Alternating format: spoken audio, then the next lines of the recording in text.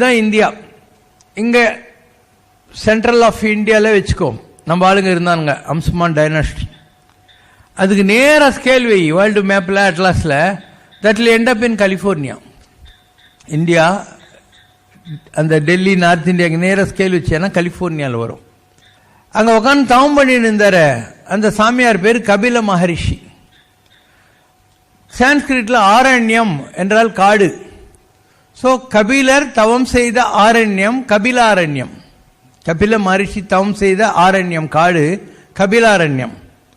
கபிலாரண்யம் became கலிபாரண்யம் and கலிபாரண்யம் became California.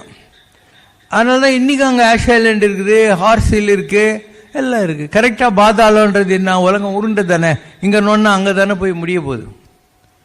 இது உனக்கு புரிஞ்சிச்சுன்னா நம்ம ஆளுங்கெல்லாம் ஏன் வேலைக்கு அமெரிக்காவில் அதுவும் கலிஃபோர்னியா சைடு சிலிகான் வேலைக்கு போகிறானுங்க அப்படின்னு உனக்கு தெரியும். ஏன்னா இவனுடைய கொள்ளு தாத்தாலாங்கிறான்ல, அவன்லாம் அந்த காலத்துலேயே அங்கே இருந்துருக்கிறான், அமெரிக்காவில் இருந்துருக்கிறான். நம்ம ஆளுங்களுடைய வம்சத்தில் இருந்த மூதாதையர்கள்லாம் அங்கே இருக்காங்க. அதனால தான் இந்தியா ரெட் இண்டியன்ஸு அதெல்லாம் அப்படி வந்தது.